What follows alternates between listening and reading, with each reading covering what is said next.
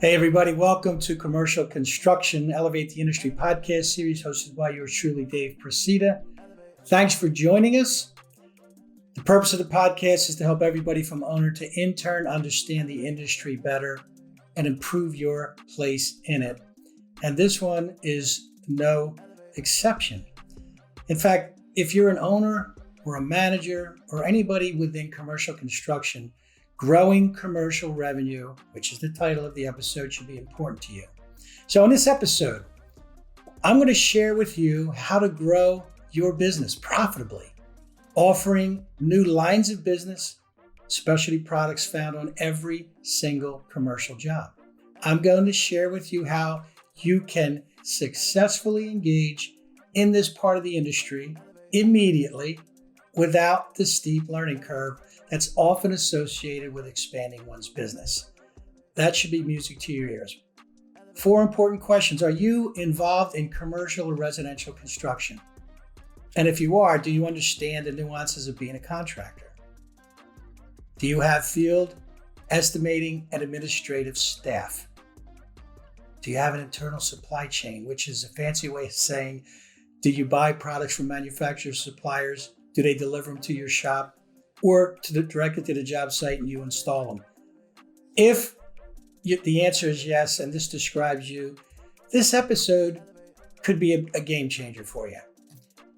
But like anything else in a new endeavor, no matter what it is, the big question is why? Why would you bother? Owners, do you want to grow your business?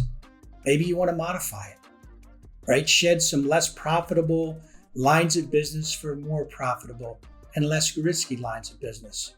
If so, I'm going to give you some ideas on how to do that. Do you believe in the point of diminishing returns? Maybe you're really good at something, but you've reached a point where you've maxed out on the opportunities in your market and you've got to make some decisions if, again, the question is why, if you want to grow. These are all key scopes of work that enhance the whole. Okay, and that's the best way to grow if you can add things that add value to your customers, that make you more valuable in the whole process. Managers, it's important to you. Can you improve your company by engaging in specialty lines of business? Right? And how can you provide ownership with a realistic path to grow profitably? In other words, you're going to go and say, hey boss, I got a good idea. Well, do you? Is it well thought out? Okay, can you describe that? Hopefully by the end of this episode, you're going to have that path and you'll be able to verbalize it if you believe in it. So maybe you're still thinking. Let me ask you a few more questions. What makes you good at what you already do? Whether you're a steam fitter, whether you're a roofer, a waterproofer, an insulation contractor, what makes you good? You have an experienced staff. You probably know what work to pursue for sure. You know the clients, you know the manufacturers of the products and the assemblies. You know how to estimate, price, and propose the job. You know how to procure the work, and you know how to produce it. Now, it sounds simple, right? But you know the business. You know your business. So what stops you? What stops owners and managers from pursuing new lines of business? Well, you're already busy. And if you're not busy, you're probably overstaffed. You're busy with what you're already doing, no question about it. You want to avoid the steep learning curve because not only does it suck the energy out of you, it can suck your cash too if you make a couple of mistakes.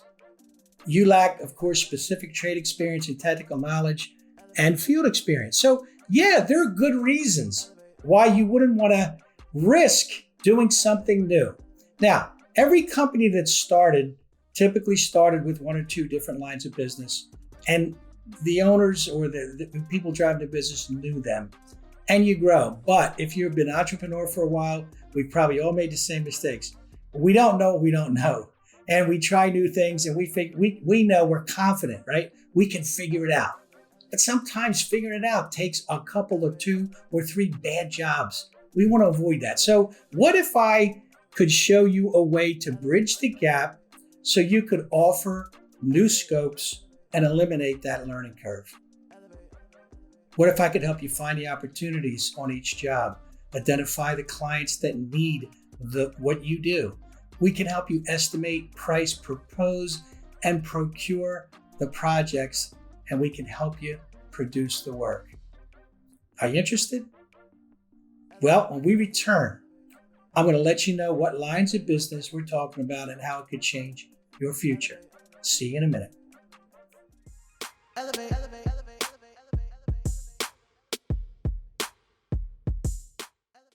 Hi, I'm Patrick Ripple, founding partner of ISA Architectural.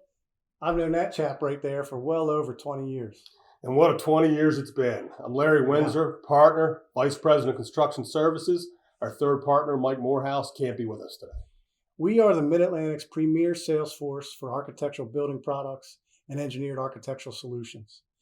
For over 15 years, we have been providing comprehensive design solutions to architects and designers all across this region, and high-quality economic product solutions to contractors and subcontractors too.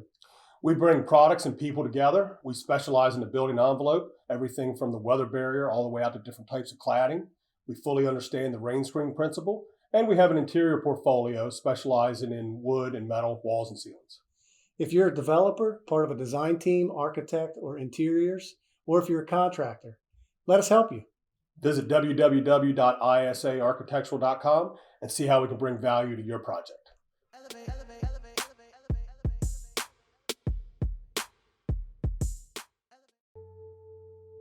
Hey, welcome back. So, the specialty lines of business you're going to find on every single commercial job. I'm going to categorize them in three different groups. One is thermal control, moisture control, and passive fire protection. Now, where can you find them? Thermal control. What is thermal control? It's insulation. Thermal insulation helps resist the movement of heat and cold in a wall or in a floor. If you want to keep the interior warm in winter or cool in the summer, insulation helps, restrict the flow of heat either in and out of a building. It's been around forever, although I got to tell you, I started doing this in 1981. Yes, I did, 1981. And at the time, it was so fragmented. Everybody did it and nobody paid attention to it. But today, the three things that I'm going to talk about, thermal control being one of them, is a specialty business, and you better know what you're doing. Okay? So, what is insulation? There's bad insulation, which is low density. You see that, the Pink Panther, the bad insulation that goes into most homes. It goes into a lot of commercial buildings too. Semi-rigid insulation, either mineral fiber or fiberglass, which would be like a 2.5, a 3, a 6 pound per cubic foot board. Rigid boards, which would be styrofoam or polyiso boards, and then spray foam. Now, where do you find this stuff? Go to the exterior wall. Go to any set of drawings, right, or whatever you're working on. I don't care any architectural set of drawings, and look at the exterior. So inboard of the exterior we're talking about, because there's also insulation outboard we'll get to in a second. But inboard insulation, it's either going to be the insulation board. It might be 2 inches thick, 3 pounds. It's self-supporting. It's not really rigid, but that could be attached directly to the exterior wall. Let's say it's precast or masonry. It could be attached with stick pins directly to the exterior wall. It could be installed inside the drywall framing. So if you're a drywall contractor, you know this. If you're a painter, you don't know it. If you're a flooring guy, you don't know. Anyway, those studs will hold up insulation as well. Now, there's thermal breaks in the stud. Every time a stud comes around, you've got a way for hot and cold to get in and out. It's conductive.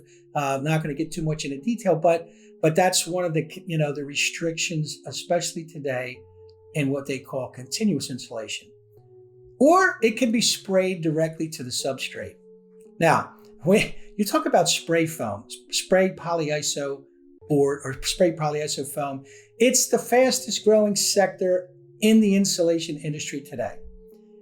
In fact, bad insulation, fiberglass insulation companies are buying up spray foam companies because they're losing market share and they got to get it back somehow. So spray foam is a big driver today in insulation for a lot of reasons. But you've also got exterior wall insulation that's outboard of the substrate, right? It could be fastened directly to the substrate outboard if it's a block wall, or sheathing, right? Exterior gyp sheathing. again, these, or underdeck. This is one of my favorites of all time. And every time I go into a big parking garage, I always look up, especially if I'm on P1, because above me is the lobby. And the insulation that gets stuck to the underside of the parking garage, it's not sexy. I know, it's not. But man, is it simple and is it profitable? Okay, I've gone into many jobs and looked up and seen white-faced or silver-faced insulation, and that's what we call underslab or underdeck insulation. Now, there's interiors as well. If you look at the values, and this is just a general statement because you business owners and managers understand revenue. So I'm going to give you a hint on some of the revenues that can be generated through especially trade like thermal insulation. Now, this all is impacted by the type of insulation, right? Fiberglass, mineral fiber, spray foam, the assembly, the quantity, the type of building, all of that stuff. But if you look at sound control, it might be 35 to 50 cents a square foot, but there's a lot of square feet in a building. I would not recommend that you get right into doing interior insulation for reasons I'll mention later. But it's something, it's there on every job. Exterior wall, bats, light density, into stud framing by others with a facing on it, 75 cents a square foot. Now, direct fasten exterior wall or under slab insulation, semi-rigid board stuck directly to the substrate is the simplest thing to do, and I'll tell you why. Easy to identify. Go to the exterior wall. You're taking off the inboard side of the exterior wall or a reflected ceiling plane. You're looking at the insulation under deck. It's usually hatched out. Now, there's little nuances. You got to look for, concrete beams and drop pads, and you might add a little quantity there. All these things we're going to help you with, but we'll get to that later. But a direct fasten job would be, let's say, you're in a market where your labor is $300 a man day. So that's not New York City and it's not Miami. It's somewhere in between, DC, right? So if you're installing direct insulation, direct fasten, semi-rigid insulation to either the exterior wall or under a deck, you're going to get about 400 square feet per man day, right? That's 400 square feet per man. Your revenue is going to be about $1,200 because it's $3 a square foot. So you're going to get a revenue stream from that one guy, one day of $1,200. Your labor, we said that's going to cost you $300. Your material is going to cost you about $500.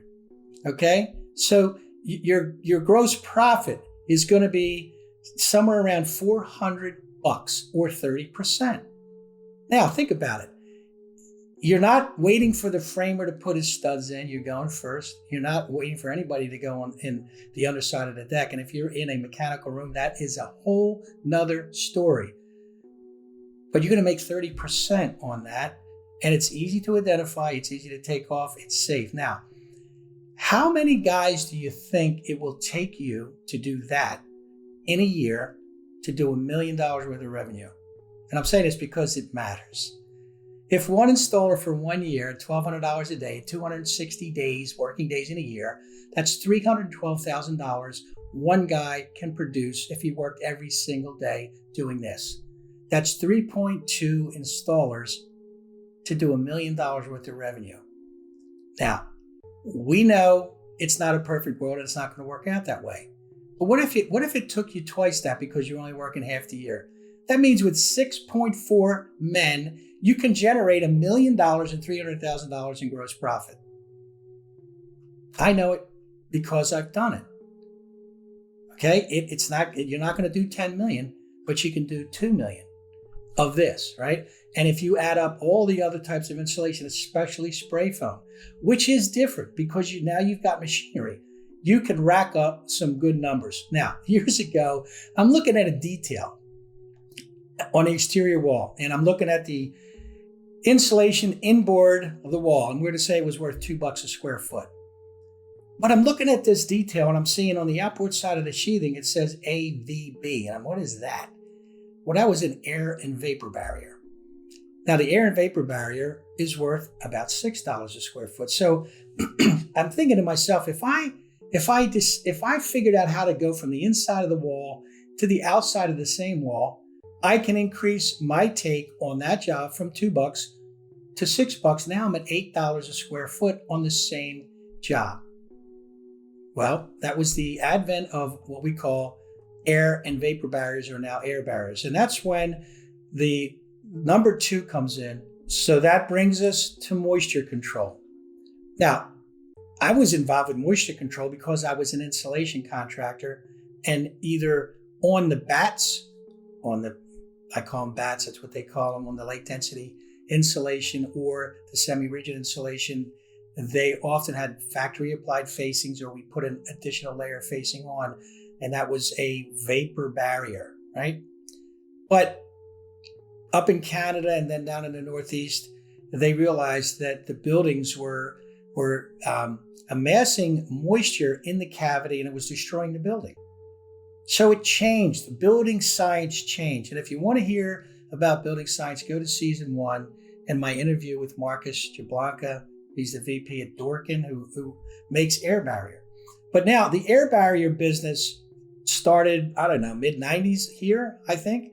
And I was one of the first companies doing it.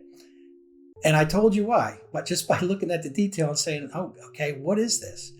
Originally, it was just an air and vapor barrier, which means it was impervious to moisture. It was an air and vapor barrier, AVB.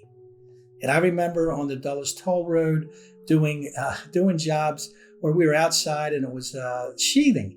And it was this peel and stick rubberized asphaltic membrane, and it was interesting.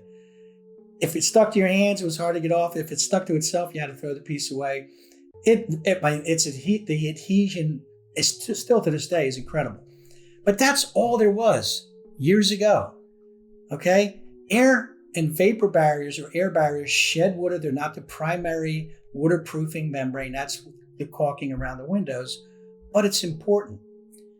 It was made by, it was then Muncie Baycor. Now it's a Henry company. It was called Blueskin, and Blueskin's around today. But today, almost every job is done with a permeable membrane, which allows moisture to get in and get out of the cavity, but it sheds water. Okay, so it's an air barrier. The Blueskin, or the impervious, or the air vapor barrier, the non-permeable membrane, is still a big thing, but really what it does now, it just ties the permeable membrane to itself, and from dissimilar to dissimilar, that type of thing. It's more of a transitional membrane. So you might have Blueskin on 10% of the job, and or that's a manufactured product, but anyway, you might have impermeable membrane on 10%. Getting into the details, but let's talk about the industry. Remember, it started out with one manufacturer. Now these companies, they all did waterproofing, roofing, below grade, but air barrier is different. So now there's an association that started several years ago called the ABAA, Air Barrier Association of America. And on their website, you can go there and you'll see 44 manufacturers. Now, what that tells me is the supply and demand. Well, there's a huge demand, and they are providing the supply. So where do you find air barriers? You find them on exterior walls. If it's not a glass wall, it's probably going to have air barrier on it, whether it's exterior gyp sheathing, whether it's block or concrete. Without scaffolding, so in other words, scaffolded by others, I'm going to say in the average market, it's about $6 a square foot. Okay, and it includes all the transitions to dissimilar. Now, from the priorities, from simplest to most difficult, right? You got large areas without windows. You can use fluid applied, where you can spray it like paint, where there's minimal transitions. I guess the harder, more difficult would be when you have more glass and windows, right? You've got a lot of windows to detail around. You've got more of the difficult stuff, which is the detailing around the windows and the dissimilar to dissimilar. And probably the most difficult is going to be high rise, because you got wind, you got scaffold, and it's difficult to peel and stick and fluid applied. What I'm telling you this, not because I'm trying to teach you the air barrier business. I want you to know that through the years, I've learned a lot about it, and we can help you manage that risk. So What's it worth in an average market? Again, $300 a man day. Your revenue, an installer, and again, it changes, but an installer is going to do done, including transition memory, is about 300 square feet a day. So at $6 a square foot, your revenue is going to be $1,800. That's not bad. Your labor is going to cost you $300 for a man. Material is going to cost you $800. $800. All right. So your total cost for the day is $1,100, and you're going to make, I'm going to say $700. Now, disclaimer. I know this is real because I've done it. I can't guarantee that for you, but I can certainly help you get there. That means that's a 39% on sales number.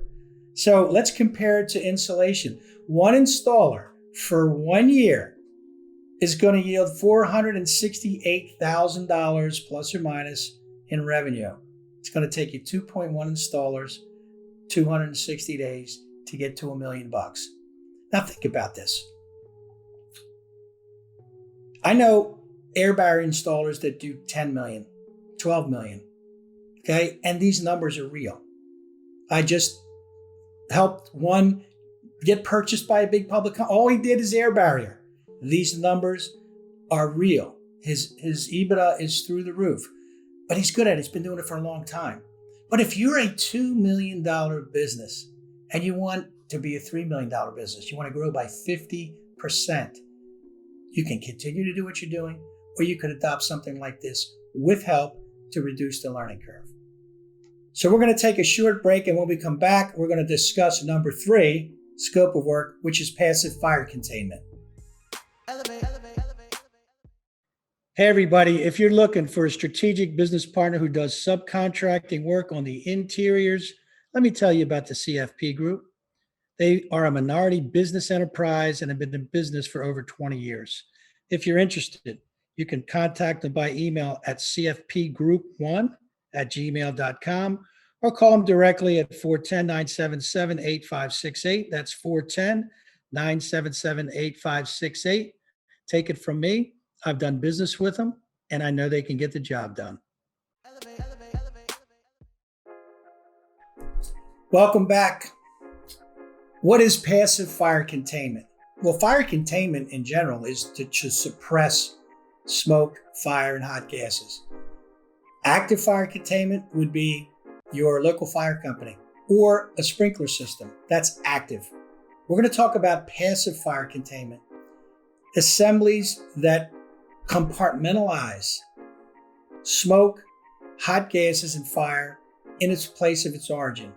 And a simple way to say it, if you're in a high-rise building and a fire erupts on the 4th floor, that means that all of the systems built into the building are there to help stop the spread of the smoke in particular, but fire and hot gases too. There are tons of openings, construction gaps, holes where conduit comes through the floor, at the edge of slab where the curtain wall or the wall system actually hangs off the slab. That void is a construction gap that has to be filled and sealed. So if there's a fire on the 4th floor and it's a 2-hour rated floor assembly or a 2-hour rated wall assembly, if you're in the room next door, you got 2 hours to get out. If you're in the floors above or below, you've got 2 hours to get out. That would be 2-hour rated floor and wall assemblies, and that's pretty typical.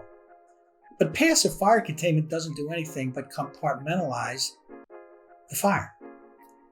Now, it seals gaps, right, in rated construction. Now, you're not going to have, if you have a non-rated wall, and most corridor walls are rated, but you might have non-rated walls in an apartment. It's not going to stop it from coming from your bathroom to your bedroom. That's not, it's in rated construction, okay? If you remember years ago, there was a massive fire in Las Vegas, and smoke and fire killed a lot of people, came up through the core, what they call the core of the building. It just followed all the openings in the raceways where the mechanical equipment came up through the building. They were not properly sealed.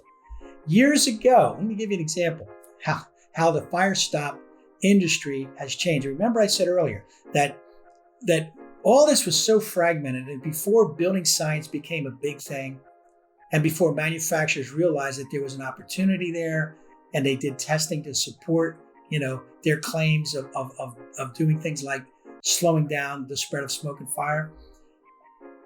I did a big job in New York City called Equitable Towers. It was a 55-story curtain wall job on 55th Street near Fifth Avenue. Anyway, we put mineral fiber in the exterior construction gap, right? So you had a 4-inch gap between the exterior, in this case it was limestone, and the exterior slab. So we filled it with mineral fiber.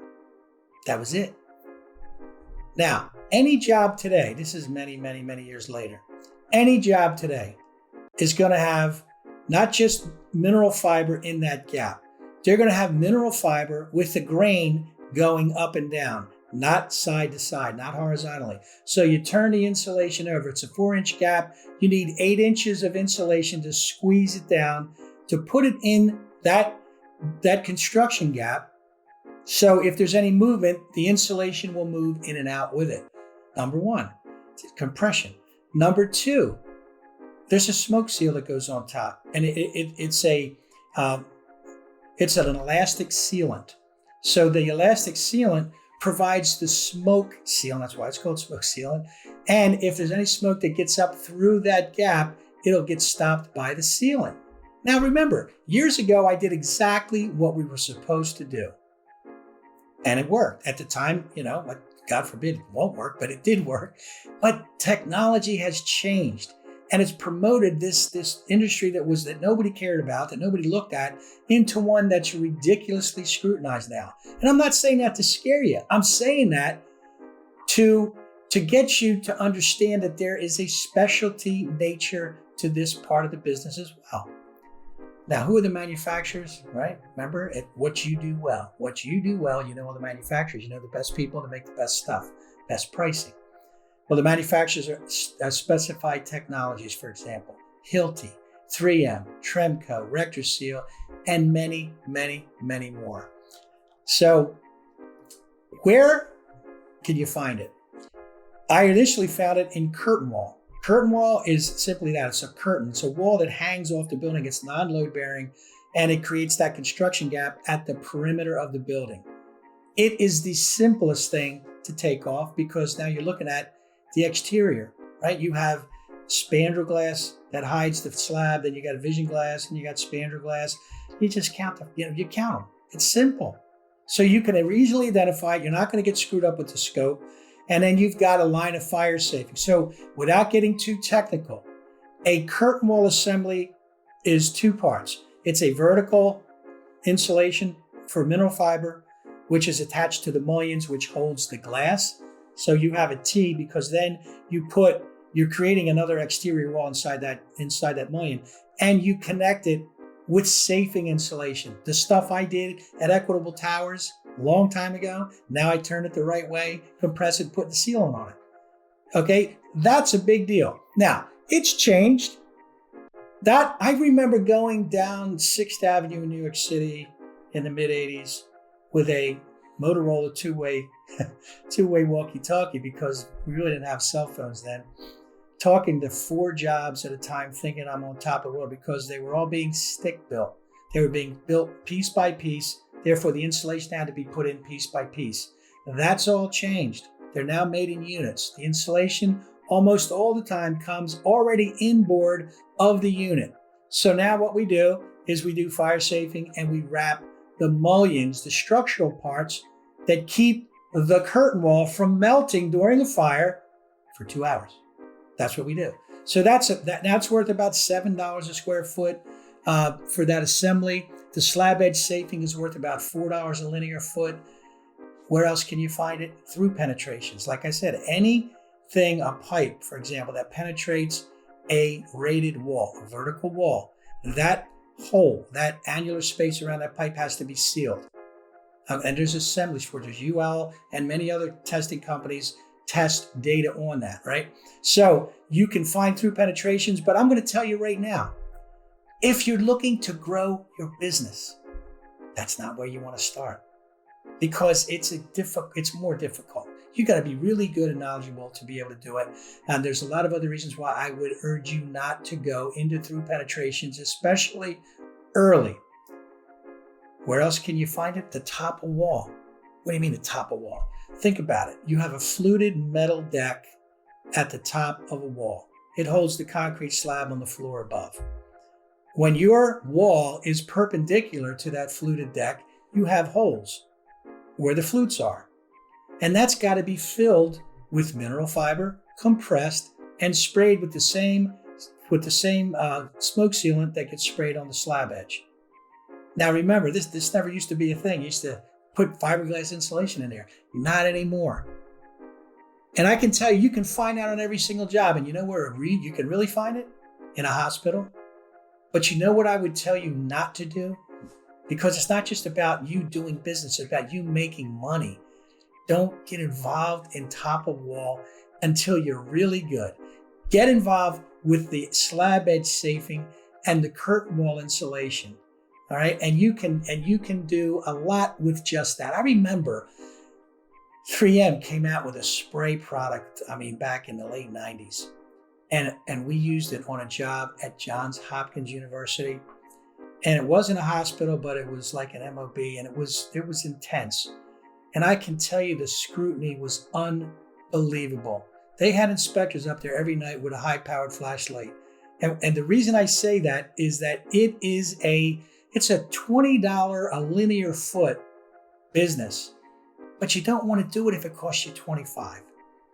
And I haven't found a drywall client yet, and drywall guys will buy this from you.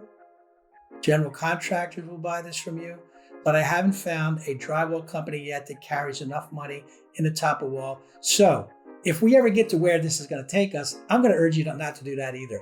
For passive fire containment, there's 3 things that I would do. And I would do curtain wall, I would do slab edge, and I would also do spray fireproofing. Spray fireproofing, again, a wet trade, different. It's got machines involved and so on, but we will get to those things too. So revenue, again, $300 a man day. You're going to get 200 linear feet of safing done. Your labor is going to be $300, right? So your labor is actually going to cost you $600. Your material is going to be $300. You're going to have a gross profit of $200, which is going to be 30%, right? Your revenue is $800. 30%, which is good. It's going to take you 5 installers doing that every day for 1 year to get to $1 million. That's if you added the 3 things I just went over: thermal insulation, air barriers, and passive fire containment. That's 10 men doing 3 new things. In a perfect world, will yield $3 million, over 30% gross profit. So I know what you're going to say, and I agree with you. The world isn't perfect. It just doesn't work that way, right? But if you did a little bit of this and a little bit of that, you can do it, and you can do it now. So, we can teach you how to identify, price, propose, and produce to get your revenue up to wherever you might want it to be. Now, let's talk about risk. And you should think about risk. And I'll ask a group of owners, what kind of risk do you think comes with doing, a new line of business? And almost everyone says the biggest risk is labor. What do you mean? That I don't produce what I have in the estimate. Okay, so think about it though, seriously. If you miss production by 20%, because your labor is 30% of your revenue, if you miss it by 20%, your NOP comes down by 6%. So can you live with 24%? If you can, then this is a pretty good thing. If you miss by 20%, if you miss by 40%, your labor might, or your GP might come down by 12. It's still good. That's not where your real risk is. Your real risk grows if you miss the quantity. Well, again, when we talk about these lines of business, we're going to tell you which ones make the most sense, which ones are the easiest to identify so you don't miss quantity. I am not going to suggest you take off the interiors of a hospital for interior insulation and top of wall. Well, that'd be foolish. Okay? Some people say, well, what if I install it wrong? Correct. That might be part of your 20% missing your labor because you got to reinstall stuff. What if I install it wrong and it gets covered up?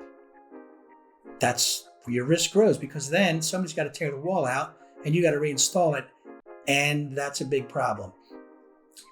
That's why you need an organized way, an organized guidance to grow and prosper without the steep learning curve. That's what we're here to help you do. So, how are we going to help you? Well, let me list some things we can do. We can provide you with the best manufacturers and products. You're not going to have to think twice about where to go to get them. We're going to assist you in the takeoffs by a couple of things. We can help you do the takeoffs, or we can point you to the scopes of work that are simplest to take off, which I alluded to earlier. We're going to participate in bid reviews. Think about this. You have an estimator that does the estimate. We have a virtual meeting. We sit down and we walk through the job. We look at the elevations first. Then we look at cuts in the elevation. We look at your scope of work. Is it air barrier? Is it safing? Is it a combination of many things? We'll ask the right questions. What about the mechanical room? Did you catch the underside of soffits? Right? Are you properly determining how much transition material you're going to use? These are things that will help you avoid the pitfalls of thinking you know and not knowing.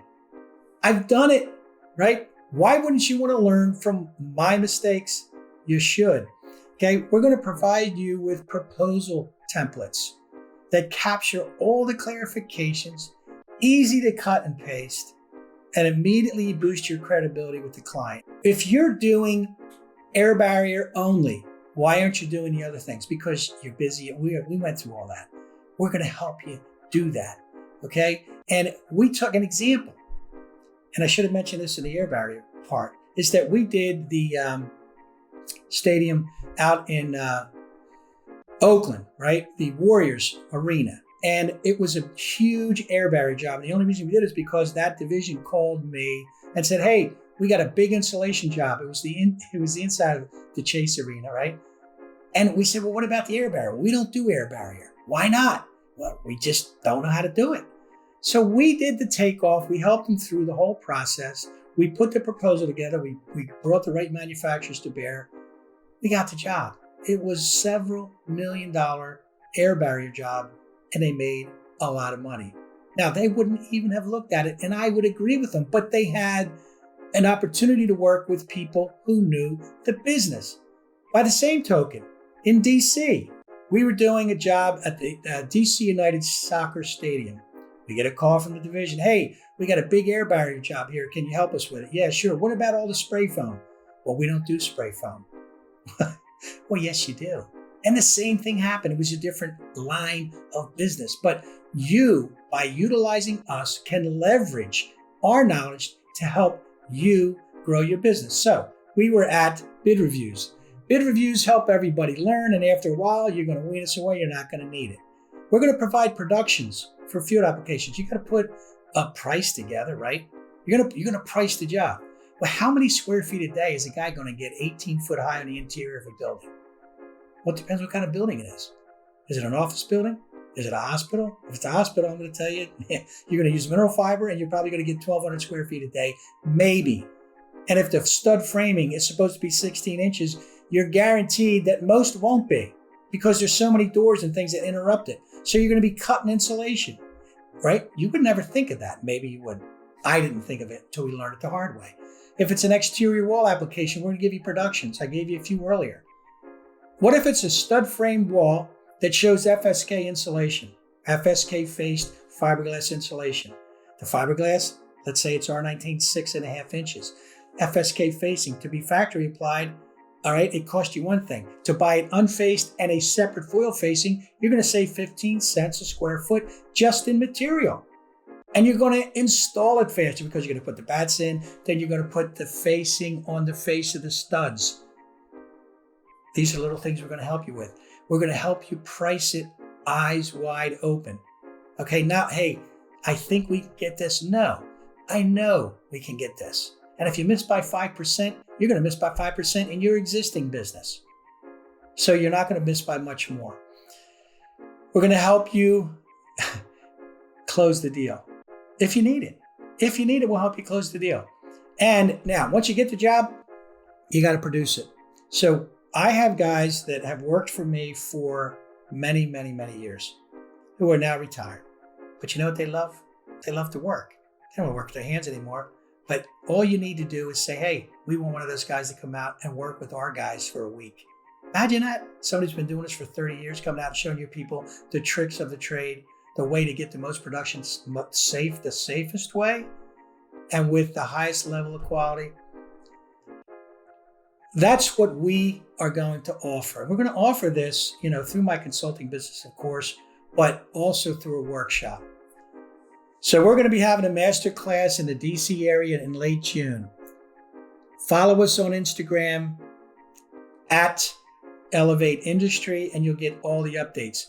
Go to my website, adicorp.com, adicorp.com, my last name spelled backwards, and you'll get the most up-to-date information and the agenda items. Sign up. Space is limited. I'm serious. This is not going to be a huge event. It's going to be an intimate event with the right people for the right reasons.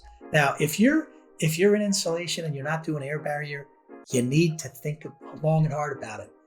But you don't have to go it alone. If you're in the fire stop business and you don't do commercial insulation, you may be missing something.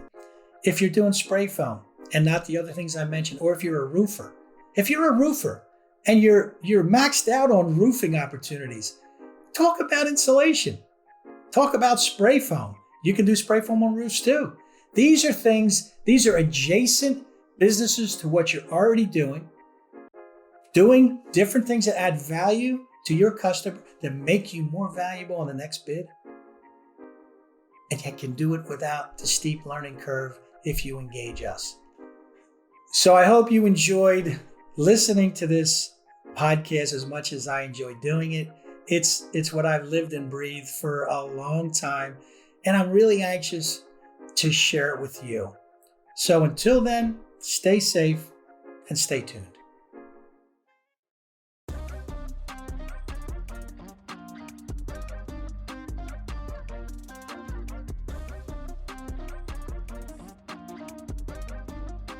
So if you have questions about starting, building, or selling your business, or anything in between, contact me 2 ways. Go to my website, adicorp.com, that's adicorp.com, that's my last name spelled backwards, or visit me on LinkedIn. Go to David Procida and leave your messages there.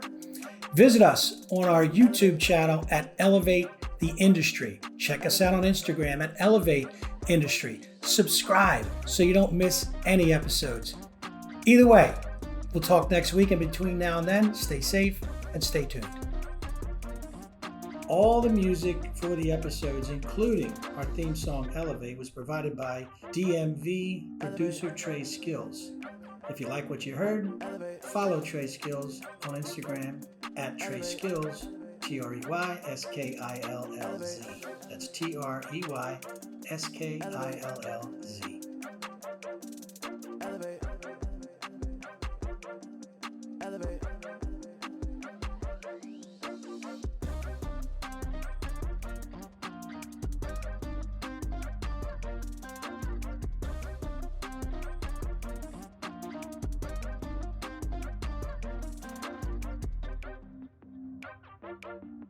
Elevate.